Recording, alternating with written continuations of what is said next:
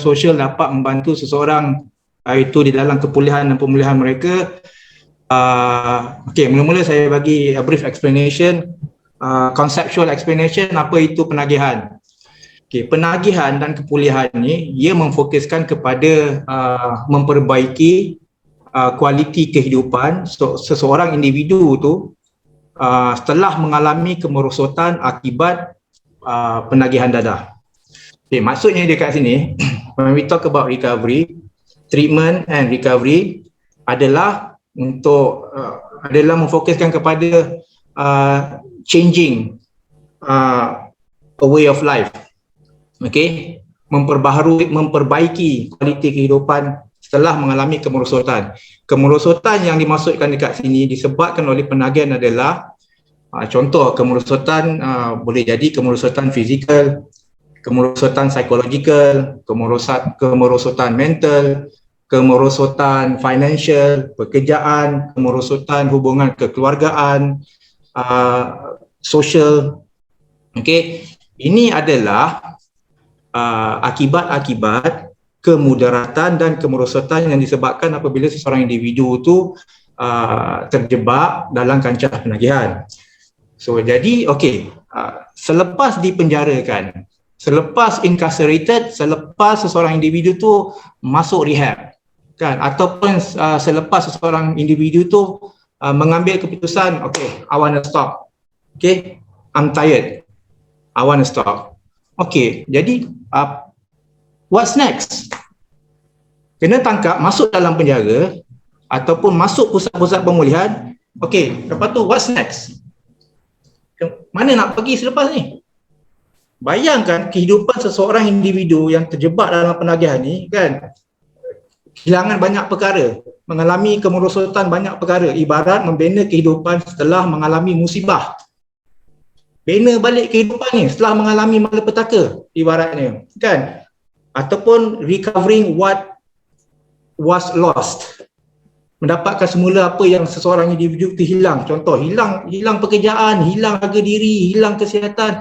Jadi ia nak memperbaiki kualiti kehidupan ni, membuat perubahan ni kan, ia memerlukan satu effort, dia memerlukan usaha satu, dia memerlukan masa, kerana perubahan tidak akan berlaku sekelip mata kan.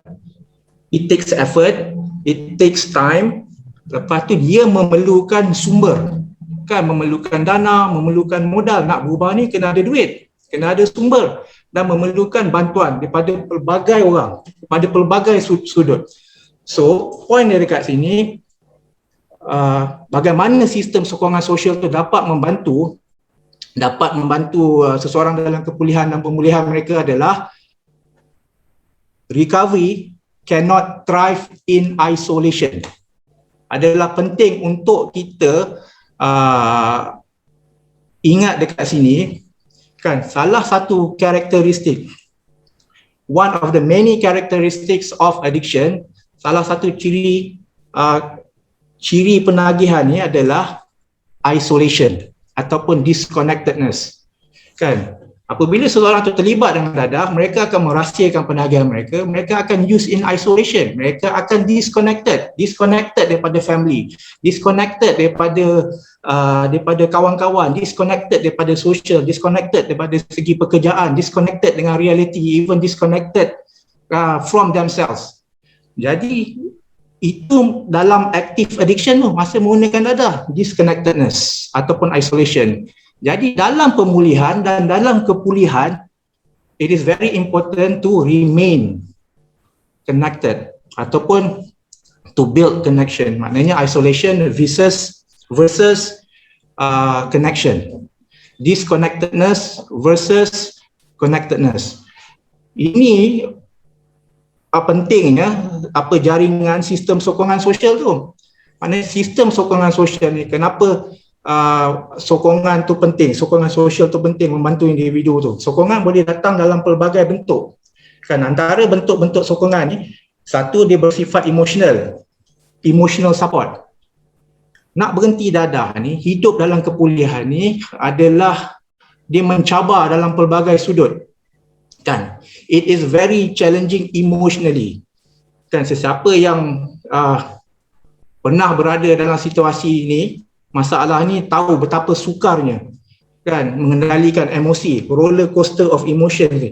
Rasa down, rasa low self esteem, rasa hopeless, rasa unworthy, rasa rejected, rasa unloved, rasa anxious, semua, rasa anger, rasa guilt ni semua ni. So emotional turbulence, emotional roller coaster. Jadi sokongan, bentuk sokongan yang bersifat emosional ini salah satunya penting kerana ia dapat meredakan, mengurangkan tekanan emosi yang dihadapi oleh seseorang individu tu dalam kepulihan mereka. Contoh bentuk sokongannya adalah, contohnya seperti someone to talk to, a shoulder to cry on, kawan-kawan yang kita boleh mencurahkan perasaan, bercerita, kan, yang kita boleh confide in, yang boleh reduce tekanan emosi itu. Itu satu bentuk sokongan tu, dia bersifat emosional. Satu lagi bentuk sokongan tu, dia bersifat informational, bersifat maklumat, kan. Seperti tadi yang doktor pun ada dalam mukadimah tadi, Dr. Harry cakap, definisi terkini, Ashwin pun ada cakap, definisi terkini penagihan sekarang adalah it is a chronic relapsing disease of the brain. Kenapa addiction sekarang ni is considered the disease of the brain? Kerana dia affect kefungsian otak seseorang apabila menggunakan dadah, kan.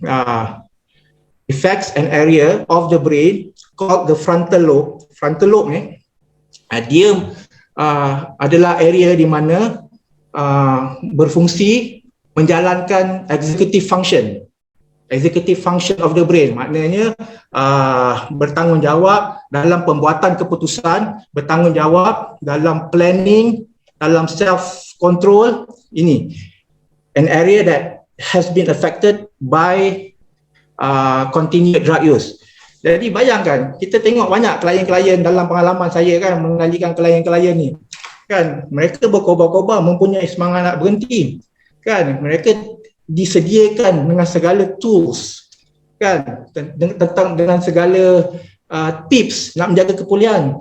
Tapi ramai di kalangan mereka yang keep on repeating relapse, ataupun dah tahu dah benda ni salah, dah tahu dah kalau jumpa kawan lama akan activate balik addiction dia, kalau pergi jumpa ke tempat-tempat lama, pergi pot lama, akan activate addiction dia. Tapi mereka powerless, mereka still repeat the same mistakes over and over and over again. Nampak kan? Ini menunjukkan judgment center, pembuatan keputusan seorang individu yang menggunakan dadah ni has been impaired, terjejas. Jadi salah satu bentuk sokongan yang bersifat informational ni adalah ilmu. Maknanya sumber-sumber ni boleh didapati daripada rakan-rakan yang berilmu. Contoh juga daripada terapis, daripada ahli psikologi, daripada psikiatris, daripada ahli-ahli ilmuwan, daripada guru-guru agama. Contoh, sebab everyone can provide information bagaimana kaedah-kaedah yang sesuai untuk mengubah tingkah laku ataupun mengubah gaya hidup, kan. Macam doktor boleh bagi information tentang medication, contoh berkaitan dengan penyakit yang seseorang individu tu alami, yang disebabkan oleh penagihan mereka, kan. Ada pengguna-pengguna dadah ada menghidapi penyakit-penyakit yang berkaitan, contoh hepatitis C, HIV, psikosis. Jadi mereka perlukan bayangan, kalau mereka berhenti dadah tapi mereka ada existing condition macam ni, kan, yang mengidap gangguan mental, yang mengidap gangguan fizikal, kan, ataupun yang mereka perlukan information bagaimana mengendalikan, menguruskan kesihatan mereka. Bukan hanya dari sudut kesihatan saja information ni berguna. Nak berhenti dadah mereka perlu kemahiran, kan, mereka perlu kemahiran. Mereka nak bagaimana, nak interview macam mana. Ada yang terlalu lama dalam penagihan, 15 years, 20 years, kan, mereka tak ada kemahiran bekerja, for example, kan. Jadi mereka dalam alam baru ni, mereka like anxious and mereka don't know what's next. Nak begini, what should I do? Nak bagaimana, macam mana nak interview kerja ni, macam mana nak begini, kan, macam mana nak guna aplikasi ni. So Jadi just by providing information ni is a form of support yang boleh, that goes a long way. Satu, okey. Yang ketiga, bentuk sokongan yang ketiga juga dia ini bersifat tangible, dia panggil, atau tangible ataupun konkret ataupun fizikal. Contoh, sokongan dalam bentuk kewangan. Boleh jadi salah satu contoh, kalau seorang individu itu keluar pada penjara, keluar daripada penjara, dibebaskan daripada penjara, dia nak berubah ni, kan dah kena penjara, dah setahun kena penjara, keluar nak berubah, tak nak balik dah, nak berhenti dah, tak nak balik kampung, sebab kampung ramai kawan-kawan lama. Jadi nak berhijrah perlukan duit, nak hijrah perlukan modal, nak sewa rumah, nak atau sewa bilik contoh, kan.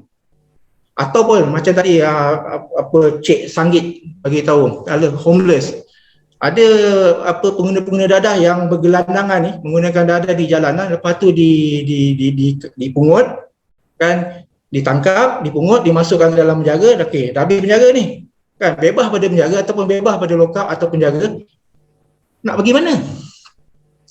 They are homeless, kan, nak berubah, kita nak tarik dia keluar daripada from the streets, tangkap sebab dia menggunakan dadah di jalanan, lepas keluar mana?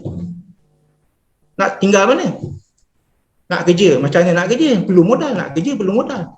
So satu sokongan, bentuk sokongan that boleh membantu seseorang tu ialah kewangan. Okay. Contoh, pergi medication, jumpa terapis, jumpa kaunselor, nak pergi hospital, contoh nak jumpa pakar psikiatri, perlu modal, kan, perlu kenderaan. Jadi ini adalah beberapa contoh kenapa pentingnya sokongan, sistem sokongan sosial ni penting, kan, boleh membantu seorang individu itu dalam pemulihannya dan dalam kepulihannya. So addiction cannot thrive in isolation. Kepulihan adalah tentang connection.